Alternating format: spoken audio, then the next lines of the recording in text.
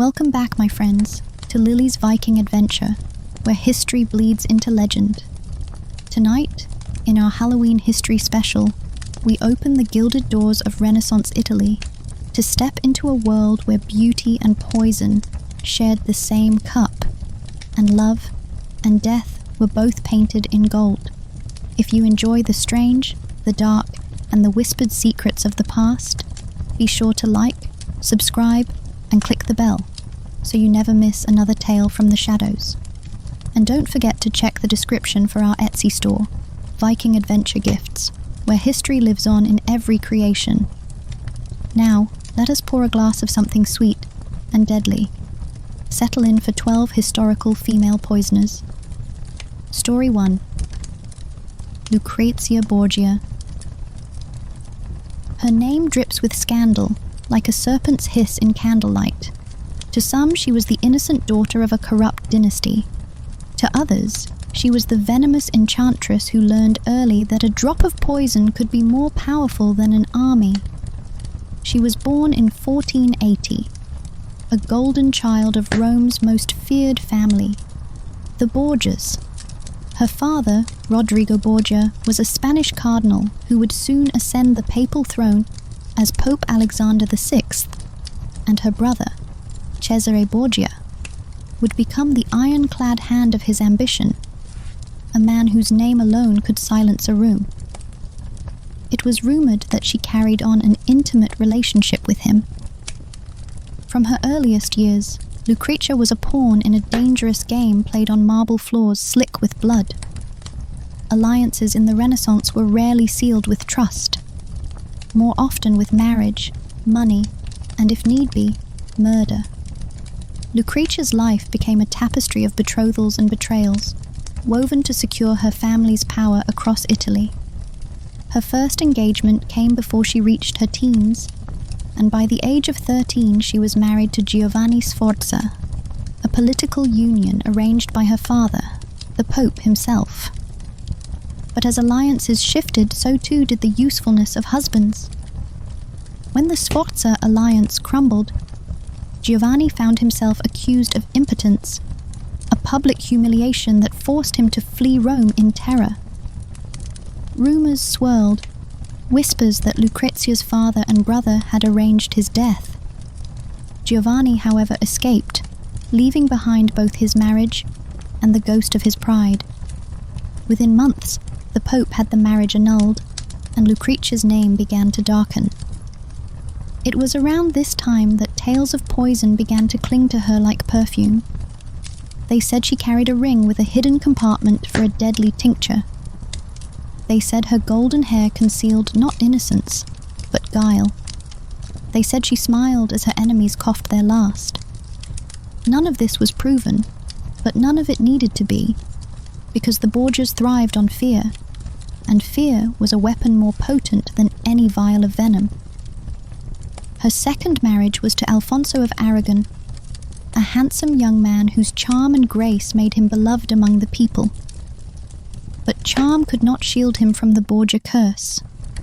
Their union was political, an alliance between the papacy and the Kingdom of Naples. But when that alliance soured, Alfonso's days were numbered.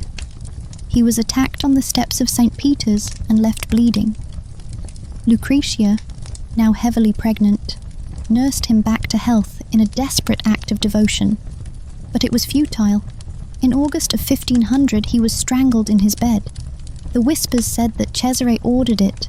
Others said Lucrezia knew and did nothing. And yet Lucrezia's story is not so easily defined by cruelty alone.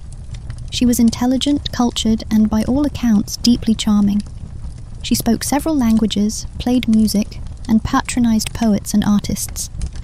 The Duke of Ferrara, Alfonso d'Este, would later marry her, and in Ferrara she became something else entirely, a duchess of grace and intellect, surrounded by art and splendor. She ruled her court with wit and composure, admired even by those who once spat her name like a curse. It was as if she had washed the blood from her hands and replaced it with perfume. But the stain of rumor never fully fades. the idea of the poisoner princess endured. Historians have long debated whether Lucrezia herself ever mixed a draught, or if she was merely a pawn in her father's and brother's schemes. The Borgia enemies, those aligned with rival Italian families like the Medici or the Orsini, were quick to spread tales of her wickedness. The church's enemies used her name to condemn an entire era of corruption. And poets, painters, and playwrights turned her into a femme fatale whose beauty was as dangerous as her ambition. In truth, the Renaissance was an age of poison. Cosmetics, medicines, and perfumes all shared ingredients that could kill as easily as they could heal. Arsenic, mercury, belladonna. Courts across Italy dabbled in it, from Naples to Florence. The Borgias were not unique in this. They were simply more visible and far more feared. A beautiful woman like Lucrezia, born into a nest of serpents, was an easy vessel for legend. She lived through scandal, war, and exile. She bore 8 children, buried too many of them, and endured the deaths of her father and brother. With each loss, the shadow of her family's crimes retreated, leaving behind the quiet dignity of a woman who had survived a world that consumed the weak. When she died in 1519, after giving birth to her final child, she was mourned sincerely by the people of Ferrara. A chronicler of the time wrote, "All the city is in mourning, for she was loved as few duchesses have been. And yet, when we speak her name, it still conjures that glimmer of poison, that slow, deliberate darkness. It's as though the centuries cannot let her rest. In the Gothic halls of memory, she remains forever caught between saint and sinner, princess and assassin, daughter and demon." Imagine her now, in some grand hall lit by candlelight, her hair the colour of ripe wheat, her eyes sharp as daggers. A goblet of gold rests in her hand. She raises it in a silent toast, to power, to survival, to the cruel beauty of her age. And perhaps, just perhaps, she smiles. Story 2. Giulia Tofana. The name itself is a whisper in the dark, soft, elegant, and deadly. If Lucrezia Borgia was born into poison, Giulia made it her art. She lived in 17th century Italy, a time when women's lives were bartered and bound by marriage, their fates decided by fathers, priests, and husbands. Yet Giulia found a way to give women power over life and death. Her creation, Aqua Tofana, was not merely a poison, it was liberation distilled into a vial. Born in Palermo, Sicily, around 1620, Giulia Tofana's early life is shrouded in mystery. Some accounts say her mother, Tofania d'Amado, was executed for poisoning her husband, and that Giulia carried her mother's dark knowledge into the next generation. Whether by blood or by circumstance, she inherited a talent for subtlety and survival in a world that offered women neither justice nor mercy. When Giulia came of age, she moved to Naples and later to Rome. There she lived a double life. By day, a pious woman who sold cosmetics and herbal remedies. By night, a secret alchemist to desperate wives. Her clients came quietly, women trapped in brutal marriages, those who had been beaten, silenced, or sold. Giulia offered them an elegant solution, wrapped in secrecy and sweetened with hope. Her Aqua Tofana was said to be colourless, tasteless, and odourless, easily mixed with wine or soup. Death came slowly, over several days, mimicking the symptoms of a wasting illness. The formula was her masterpiece. It may have contained arsenic, lead, and belladonna, a trifecta of beauty and death, and she disguised it cunningly, selling the poison in small bottles labelled Manna of St. Nicholas, presented as a healing oil blessed by the church. It was even adorned with the saint's image, ensuring that suspicion would never fall on the devout women who purchased it. Her trade flourished. Over 2 decades, Giulia's network of women, widows, servants, apothecaries, and even nuns, spread acqua tofana across Italy. It was said that more than 600 men met their quiet end through her concoction. To many, she was a savior. To the authorities, a phantom. Rome whispered her name like a curse, but no one could find her. Eventually, her success became her downfall. A careless client hesitated before poisoning her husband's meal, arousing his suspicion. He forced her to confess, and she revealed Giulia's name. The police stormed her home, uncovering vials, recipes, and notes. An entire empire of silent vengeance. Giulia fled to a church, claiming sanctuary, but no walls could protect her from the fury she had unleashed. The church handed her over to the authorities, and under torture, she confessed to her crimes.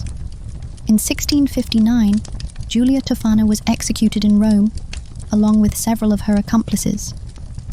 But even her death could not kill her legend. Mothers frightened their daughters with tales of acqua tofana, the invisible poison. Her name lingered on the lips of the dying, and in the pages of history, where fact and fear became one. Was she evil, or was she justice incarnate in a cruel age? That is the question that lingers. Giulia Tofana, the woman who sold freedom in a bottle, remains one of history's most haunting figures.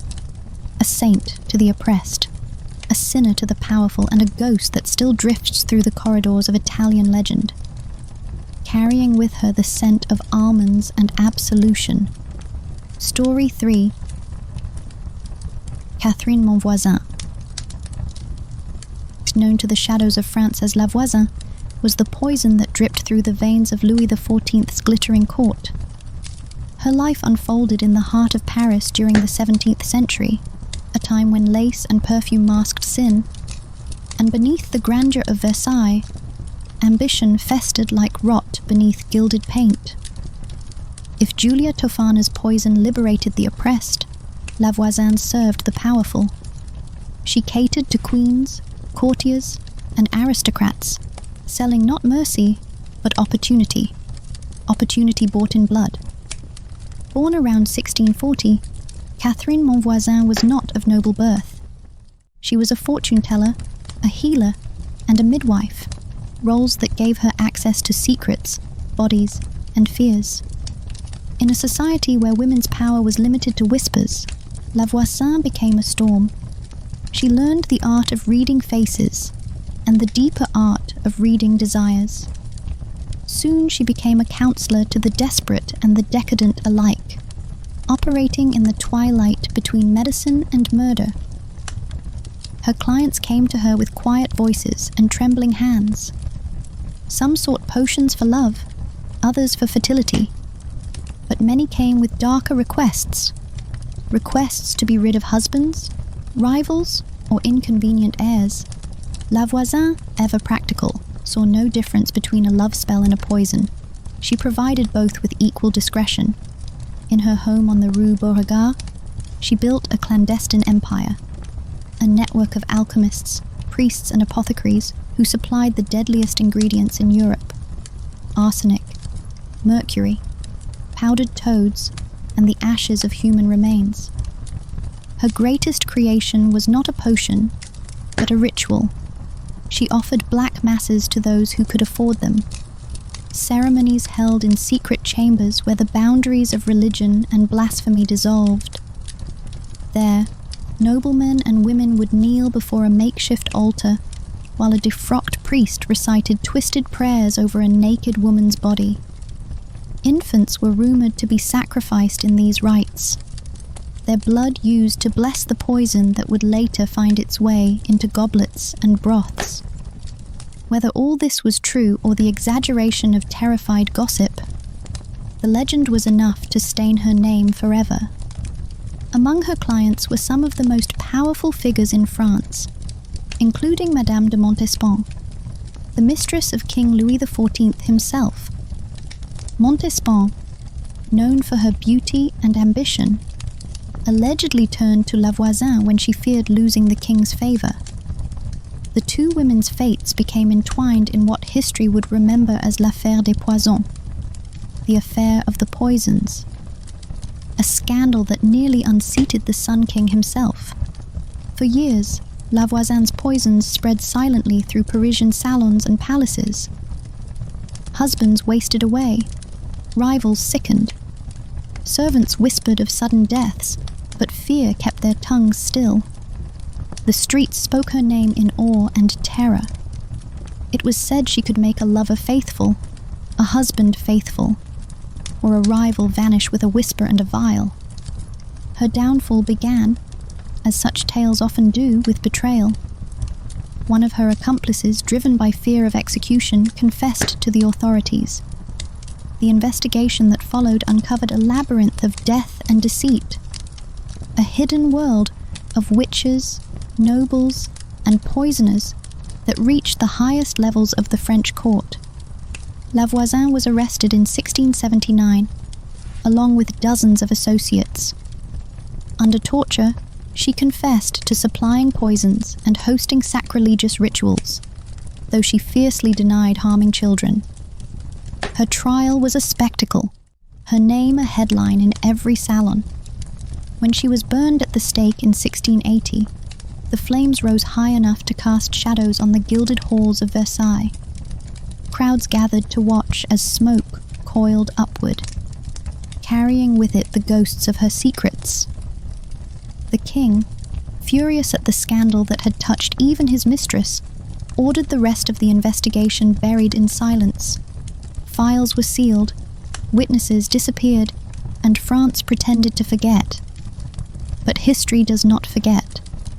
The image of La Voisin, the fortune-teller turned poisoner, the priestess of sin, lingers in every whispered tale of dark magic and royal corruption. Was she the devil's handmaid, or merely a reflection of her time? A woman surviving in a man's world by wielding the tools it gave her. Her legend endures because she represents something that terrified the powerful. A woman who dealt in secrets they could not control.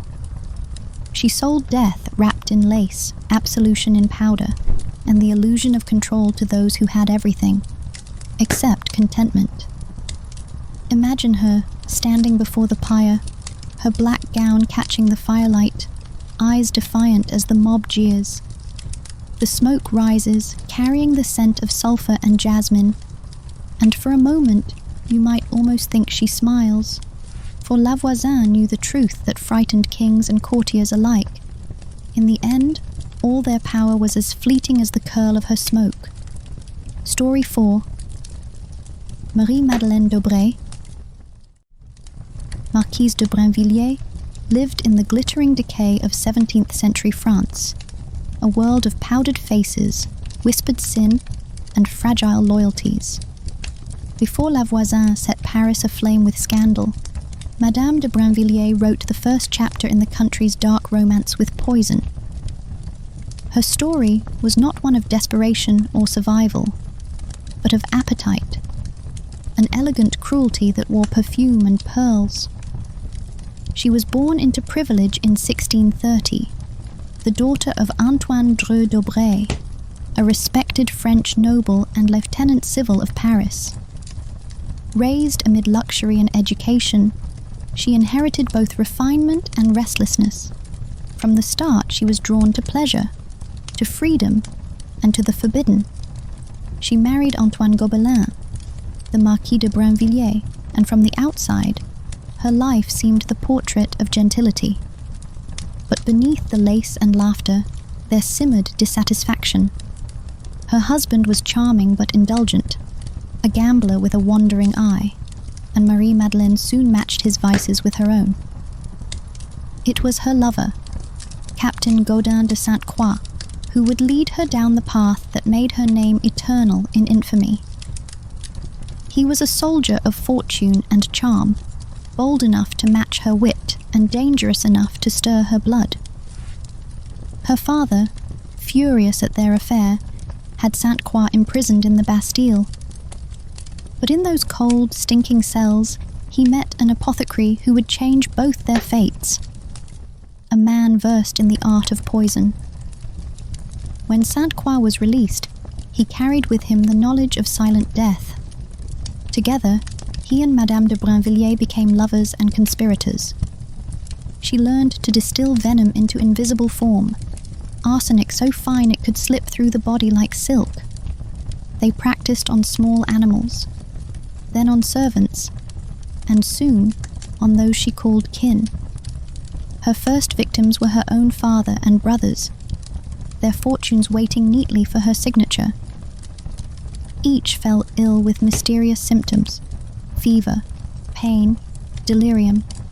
The family physician suspected nothing. Arsenic was the perfect killer, odorless, tasteless, untraceable. But the pleasure of murder is a dangerous addiction. Her confidence grew with each death. She boasted in letters to Sainte Croix, letters dripping with affection and madness, of how easily she deceived the doctors. They were love letters written in poison, every line another sin. Fate, however, is not fond of arrogance. In 1672, Sainte Croix died suddenly. Some said by accident, others by his own experiment gone wrong. When his belongings were inventoried, officials discovered a small casket marked with Madame de Brinvilliers' initials. Inside lay vials of poison, letters of confession, and notes of her crimes, her own hand betraying her. The scandal that followed shook France to its core. She fled Paris, disguising herself as a nun and seeking refuge in Flanders.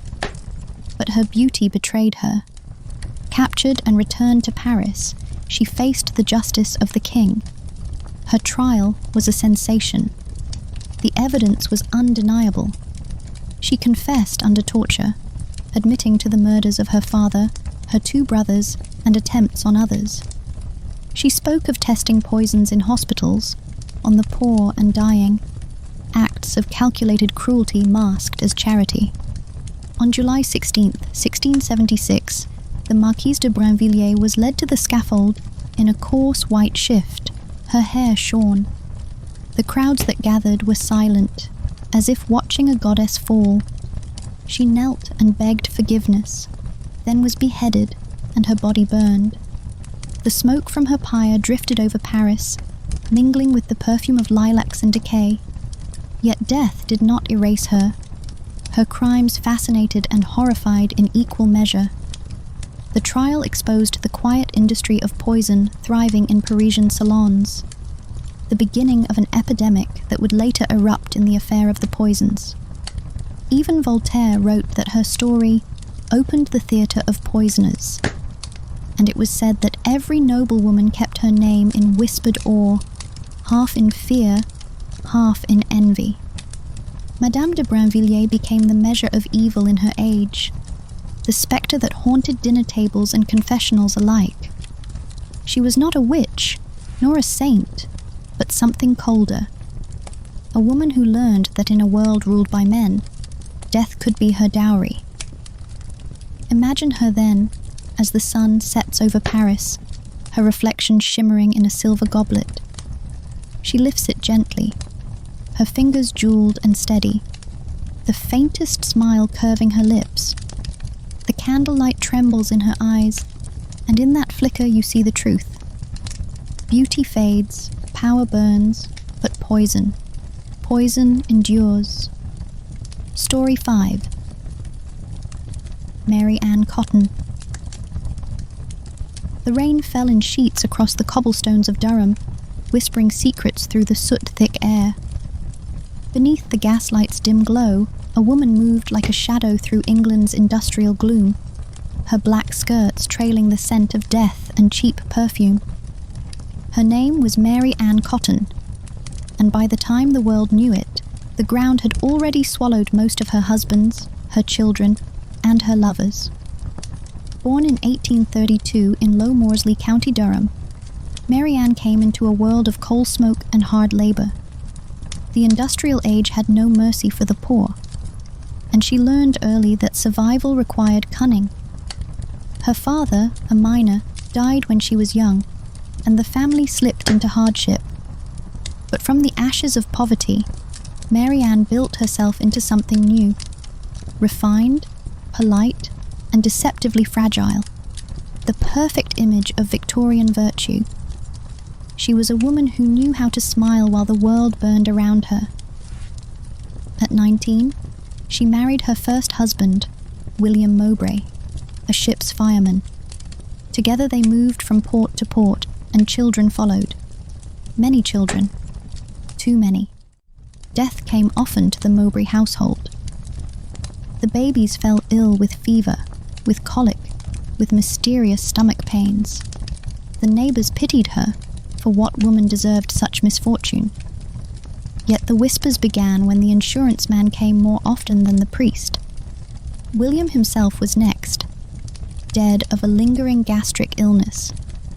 The payout left her comfortable, too comfortable. Mary Ann moved on, her black dress becoming both mourning and invitation.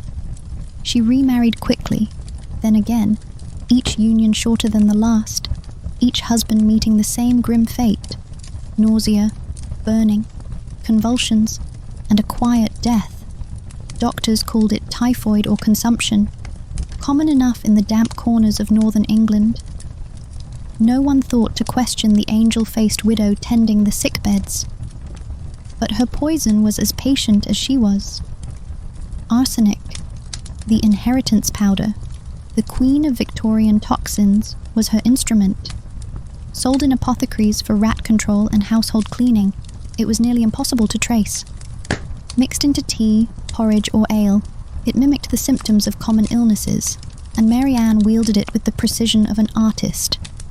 She did not rush her work. She waited for the right time, the right will, the right insurance claim. Her life became a macabre waltz of death and reinvention. She changed homes, names, and lovers with ease, each new beginning shadowed by a grave. She bore 13 children. 11 died before reaching adulthood. Her friends wept for her sorrow. She wore black beautifully, but the age of innocence was ending. Science was catching up to superstition. In the 1860s and 70s, England was awakening to the invisible dangers of modern life. Chemists had begun to develop tests for poison. The ghostly art of toxicology was being born. Her final downfall came with the death of her stepson, Charles Edward Cotton. By then, Mary Ann had already buried 3 husbands, a lover, and nearly all her children.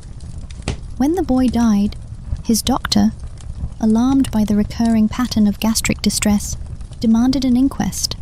The body was exhumed, and in the cold light of the lab, the truth emerged.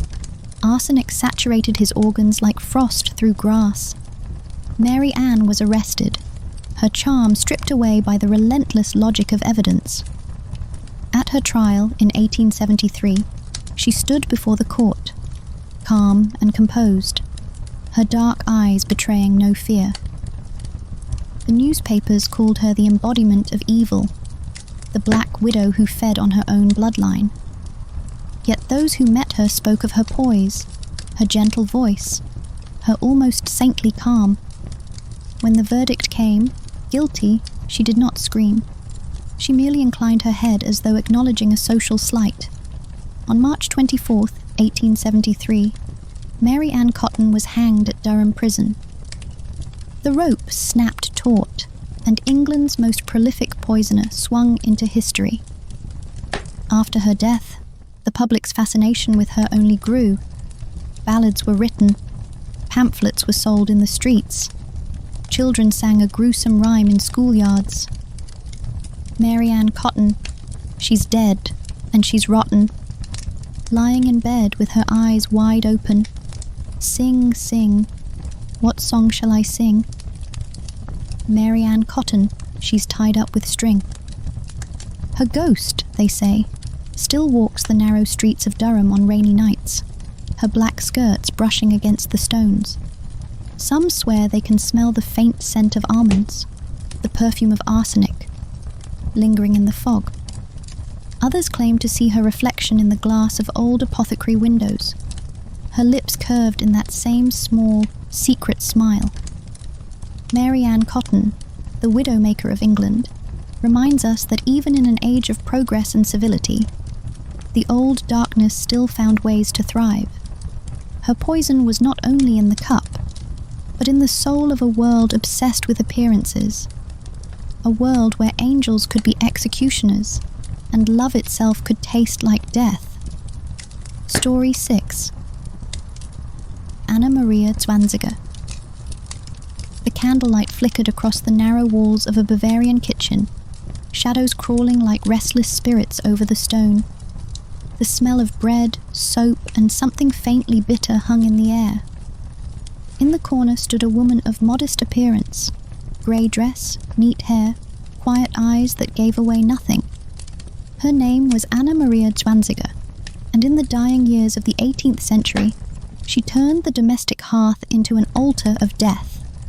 She was born in 1760 in Nuremberg, a city of merchants and church bells, of cold winters and darker hearts.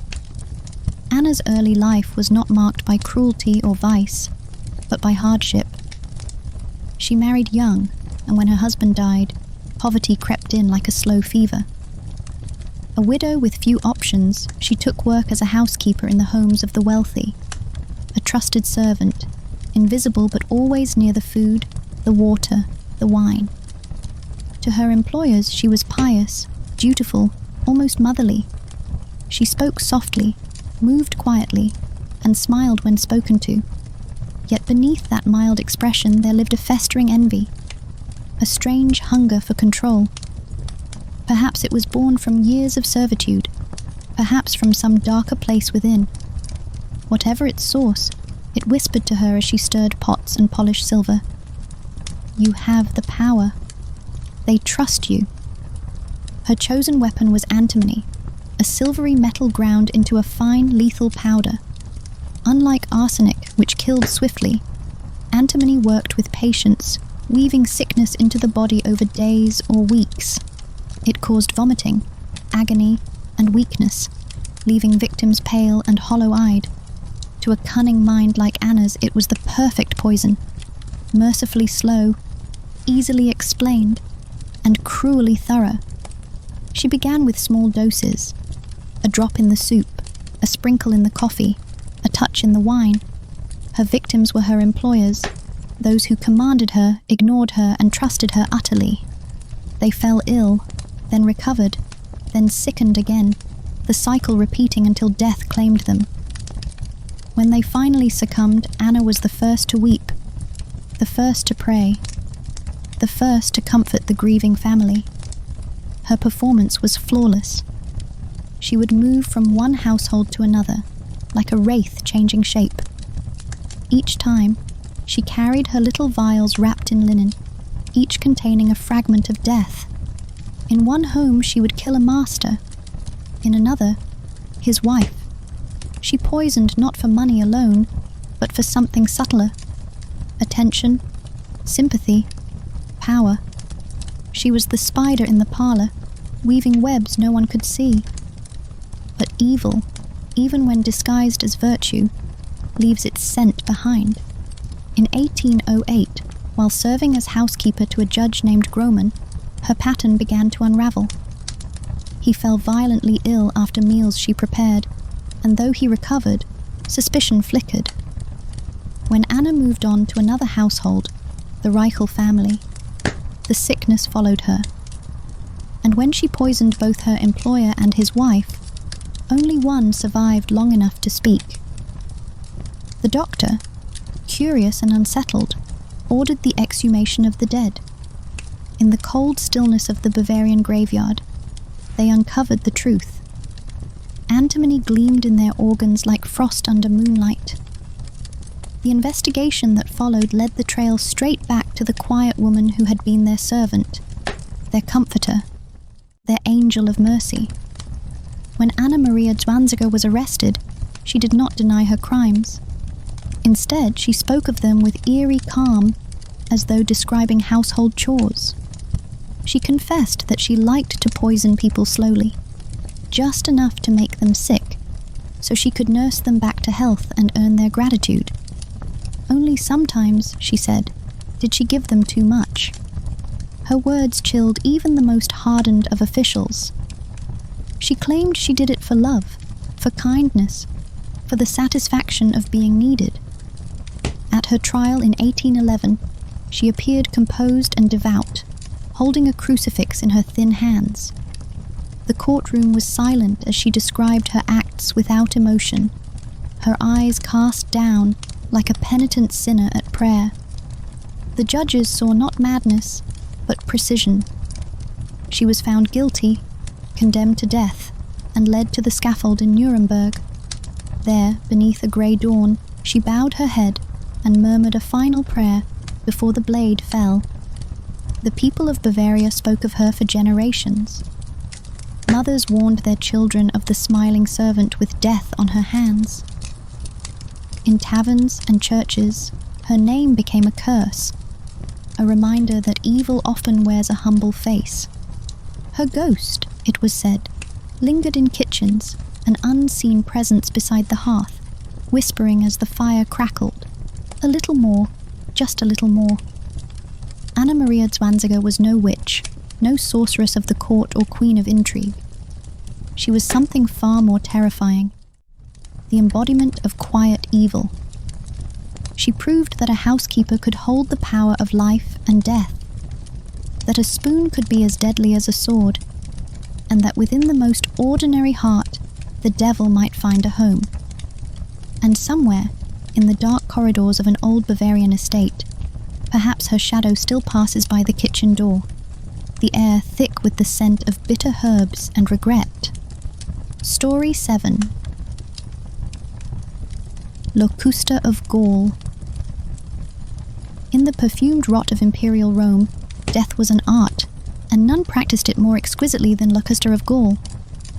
Her name slithered through the marble corridors of the Palatine, like the hiss of a serpent, carried in the breath of courtiers who knew better than to speak it too loudly. She was not a noblewoman, nor a courtesan, nor a priestess, but something rarer, the empire's most celebrated poisoner, a mistress of death whose potions could shape the fate of emperors. She came from Gaul, though the details of her youth are lost in the mists of legend. Some said she was born among the wild tribes beyond the Alps, where she learned her craft from the roots and berries of the forest. Others claimed she was trained in Rome itself, apprenticed to an alchemist or apothecary who had long since vanished into the smoke of history.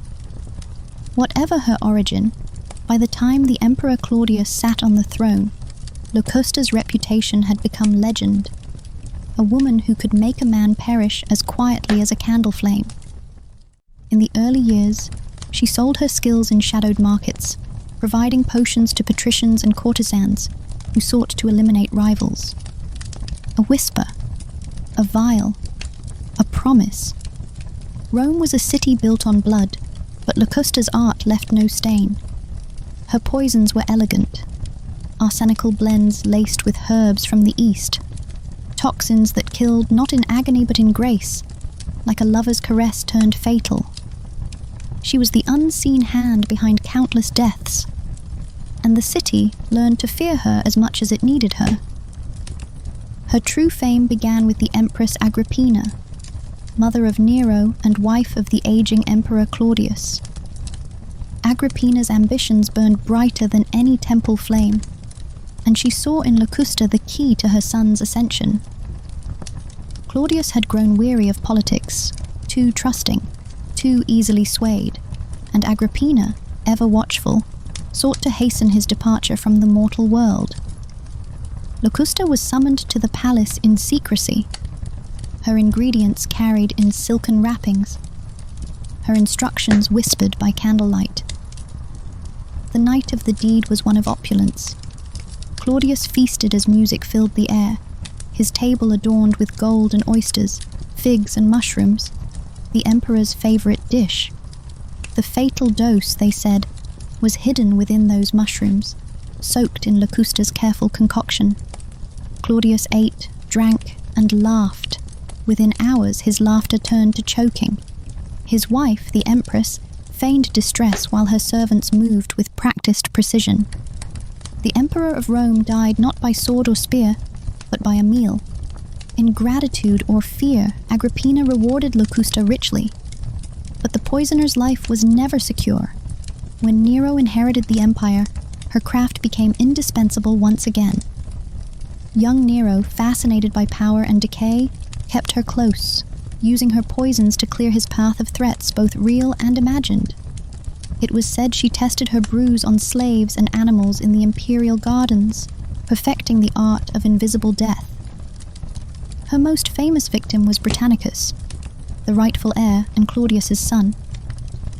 During a banquet, before the eyes of Rome's nobility, the boy drank from a goblet laced by Locusta's hand.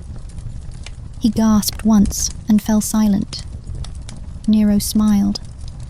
Locusta was now both prized and feared, her skill unmatched, her existence tolerated only by the emperor's whim.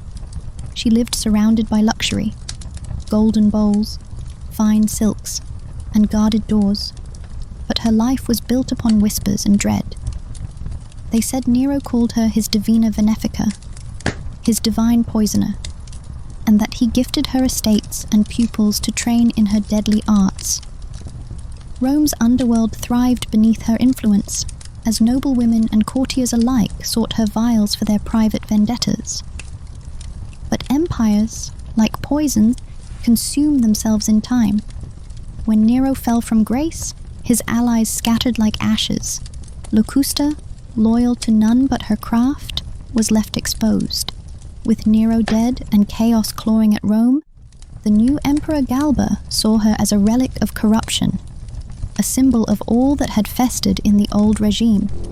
She was arrested, paraded through the streets as the crowd spat and jeered, then executed in 69 CE. Some say she met death with calm, others that she laughed, for she had seen greater men than emperors perish by her. Story 8. Marie Lafarge.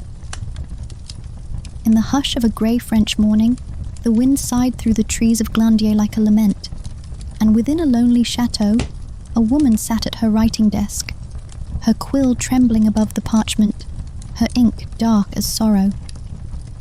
Her name was Marie Lafarge, and she would become one of the most infamous women of the 19th century. Her story is not one of greed or cold ambition, but of love turned to poison, and of a world eager to watch a beautiful woman fall. Marie Capelle was born in 1816 to a once noble family, her childhood filled with music, literature, and the fading perfume of gentility.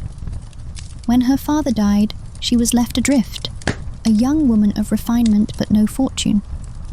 The salons of Paris glittered beyond her reach, and so her family arranged what they called a practical marriage, a husband not of nobility, but of means. His name was Charles Lafarge, an iron founder from the province of Corrèze, a man whose wealth, they said, would restore her comfort and dignity. When Marie first met him, she smiled, as duty required. But the moment she arrived at his estate, Glandier, a damp, decaying mansion smothered in ivy and silence, she knew her mistake. The air was thick with coal smoke, the rooms cold, the servants coarse. The promise of refinement was replaced by soot and shadow. Charles was kind, in his rough way, but he was no man of letters, no romantic hero. He was earth and iron, and she was made for light and conversation. The distance between them grew, and into that distance, darkness crept. She wrote letters to her friends in Paris, letters filled with disappointment, loneliness, and a touch of despair. But then something shifted.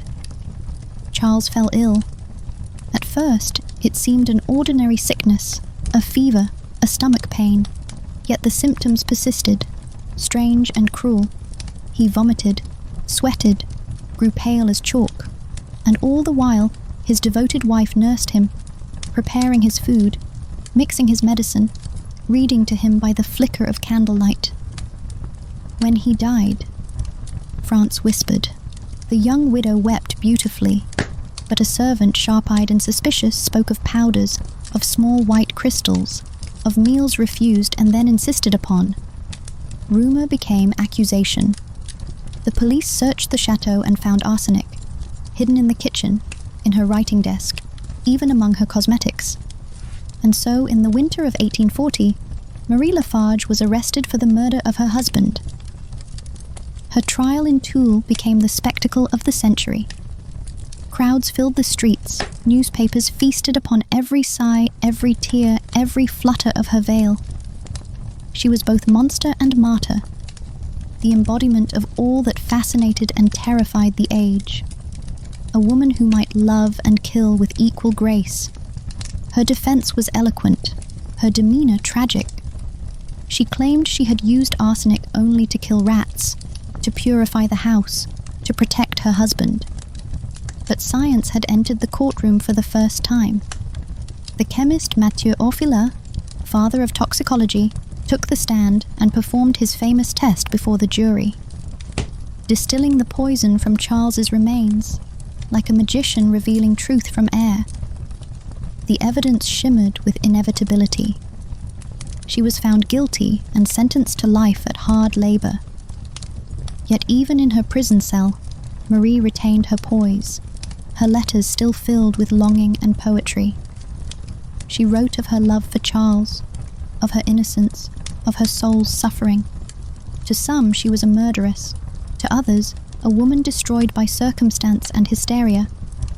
Her name became a legend, half tragedy, half warning. Years later, as her health failed, she was released to die in freedom. Her final letters were filled not with bitterness, but melancholy beauty. "If I am guilty," she wrote, "God knows it. If I am innocent, he will forgive the rest." She died in 1852, pale and thin as a ghost, her eyes still bright with something that was not quite regret. The chateau at Glandier fell silent once more, its ivy reclaiming the walls, its halls echoing with the memory of her voice. And the world was left to wonder, was Marie Lafarge a heartless poisoner, or a woman crushed beneath the weight of expectation, punished for dreaming of love in a loveless age? Imagine her there, by the window of her cell, the light of dusk painting her face in gold and grey. In her hands a letter, unfolded, unread. She looks toward a horizon she will never reach, her lips moving as though in prayer. Perhaps for forgiveness, perhaps for Charles, or perhaps for herself, the woman who wanted to be loved and found only poison. Story 9. Agrippina the Younger. The corridors of imperial Rome were lined not just with marble and gold, but with fear. It lingered like incense in the air, rising from every whispered conspiracy, every goblet raised with trembling hands. And at the center of this decadent empire of shadows moved a woman draped in silk and ambition. Agrippina the Younger, mother of Nero, widow of emperors, daughter of blood. Her name was spoken as both blessing and curse, for none in Rome understood so well that power was merely poison of another kind. She was born in 15 CE, the daughter of Germanicus and Agrippina the Elder, both descended from the divine lineage of Augustus himself. From her earliest years, Agrippina's life was gilded and perilous. Her father, beloved by the people, died young, some said by the jealous hand of Emperor Tiberius. Her mother too met a grim end, starved to death in exile. The young Agrippina learned the lessons of empire early, that family ties were snares, that love was weakness, and that Rome's throne demanded the sacrifice of everyone who reached for it. Married first to Gnaeus Domitius Ahenobarbus, a cruel man whose temper left scars both seen and unseen, she gave birth to a son, Lucius Domitius Nero Claudius, the boy who would one day become emperor. But for now, she was merely another noble woman in a nest of vipers, watching and waiting as emperors rose and fell. Her uncle, the Emperor Caligula, ruled with madness and terror. Yet Agrippina, bold and calculating, survived even him. When Caligula was assassinated, she was banished, cast aside as dangerous, her beauty and intelligence too sharp for comfort. Exile only hardened her. When the Emperor Claudius, her uncle, came to power, Agrippina returned to Rome like a ghost cloaked in silk. Her charm was precise, her voice sweet as honey dripped over a blade. She maneuvered through court politics with the grace of a serpent sliding through grass. She became indispensable, her counsel constant, her presence magnetic. Those who stood in her way found their fortunes fade, their lives shortened by mysterious illnesses. Poison had become her quiet signature. In time, she ensnared Claudius himself. Their marriage shocked Rome, uncle and niece united by law, desire, and power. Yet beneath the gold and ceremony, Agrippina's motives were as cold and deliberate as marble. She wanted her son Nero to rule the empire. She whispered to Claudius of loyalty, lineage, and love, until he adopted Nero as his heir, displacing his own son, Britannicus. The die was cast. But Claudius, ever the scholar, began to regret his decision. He spoke of restoring Britannicus to favor. The walls of the palace carried every murmur, and Agrippina listened. Tacitus tells us she called upon her agents, those who trafficked in herbs and powders, women like Locusta of Gaul, whose poisons could mimic nature's own design. A dish of mushrooms, Claudius's favorite delicacy, was prepared one autumn evening in 54 CE. The emperor dined, smiled, and soon gasped for air. He convulsed, his lips foaming, his eyes wild. The empress knelt beside him, feigning grief. Within hours the emperor was dead, and Agrippina's son was emperor. At first, Nero adored his mother, or feared her. She stood beside him as he addressed the Senate, her face veiled in modesty, her presence radiating command. Coins were minted bearing her likeness beside his, an unthinkable honor. The empire knew her power, and she reveled in it. But as Nero matured, so too did his resentment. He desired independence, indulgence, and freedom from the gaze of the woman who had given him both life and empire. The court became a battlefield. Agrippina's allies fell, one by one, to Nero's suspicion and cruelty. She was stripped of her guards, her honors, her titles, yet still, she remained unbroken, haunting his court like a restless spirit. Ancient sources paint her as both monstrous and magnificent. Her will like iron, her affection suffocating, her ambition insatiable. Tacitus wrote of her presence as a woman to whom nothing was sacred. Story 10. Tamar of Georgia, female, poisoner, finale. The wind over the Caucasus is old, older than kingdoms, older than blood. It moves through the mountains like memory itself, whispering the names of those who built empires upon its ridges.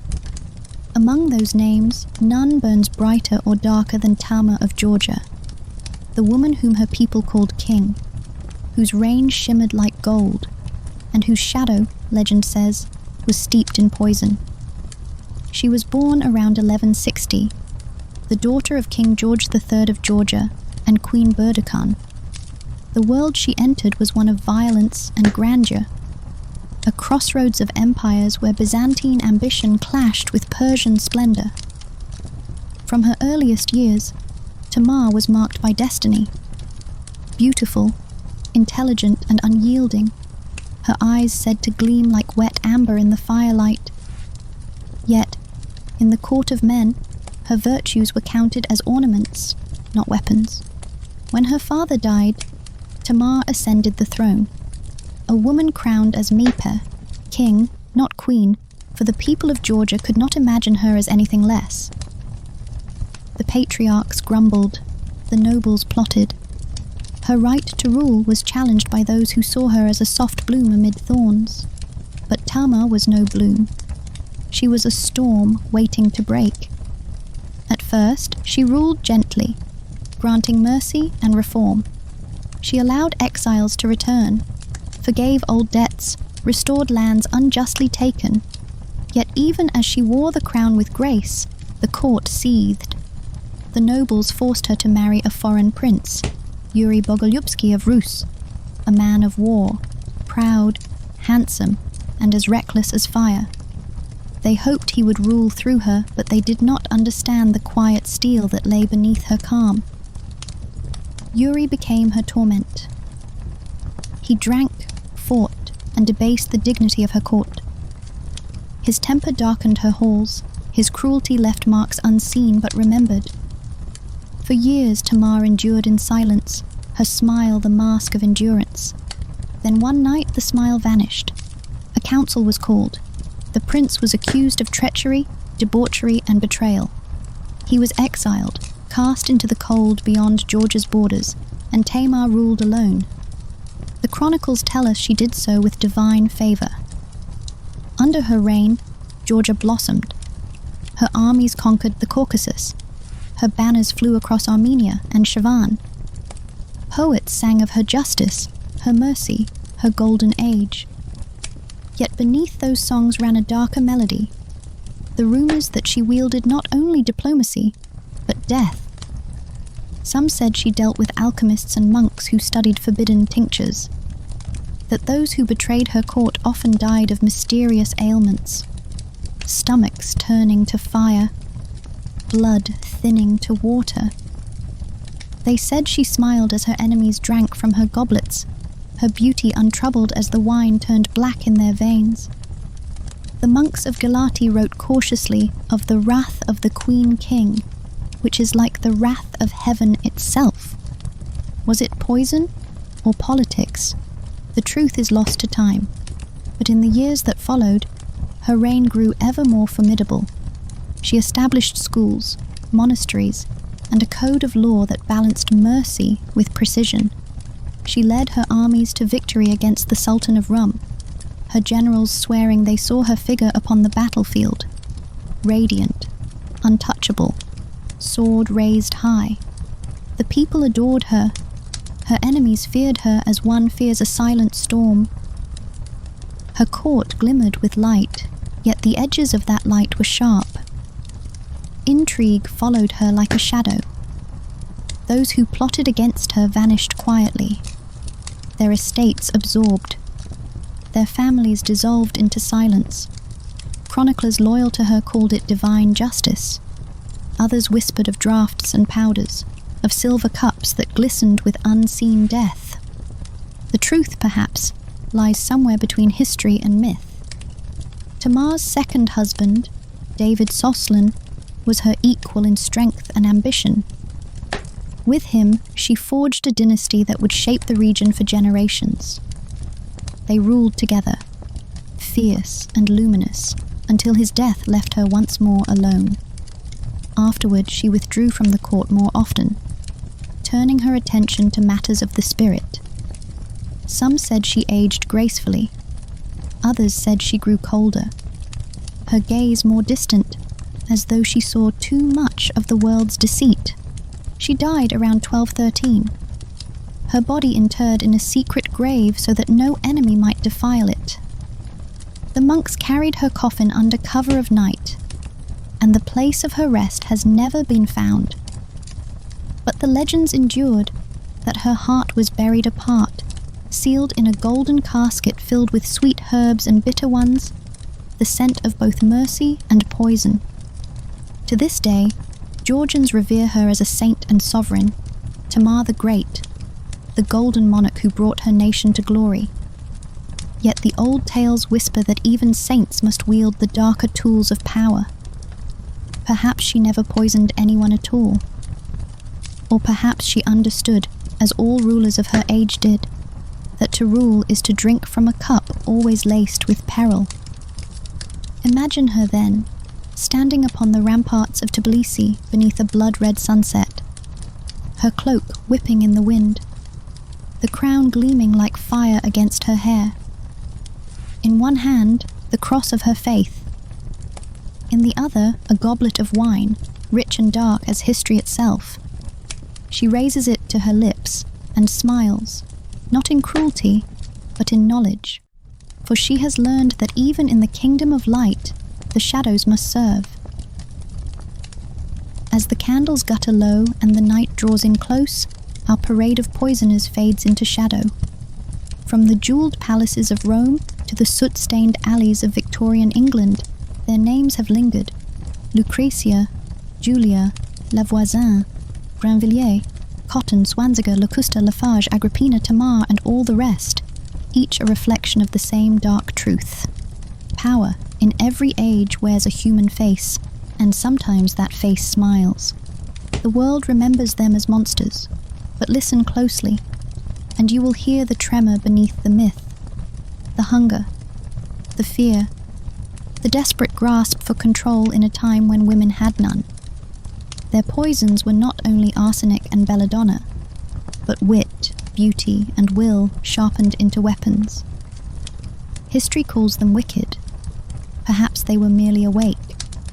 So when you next lift a glass beneath the soft glow of candlelight, remember those who did the same long ago. Queens, servants, duchesses, and ghosts, each sip a whisper from the past. To them, poison was art, survival, and rebellion entwined. And in their stories, written in Venom and velvet, we see the reflection of our own desire to hold power, to defy the world, to live on our own terms. Thank you for walking through the darker corridors of history with us tonight. And as always, to support our endeavors, check the description for our gift shop on Etsy Viking Adventure Gifts. Or if you're not able to help financially, we always appreciate a like, share, and comment. Sources are in the description. Join us next time for more ASMR-style history, where the past is never truly gone, merely waiting to be reborn. Until next time, my friends, keep your candles lit and your cups clean.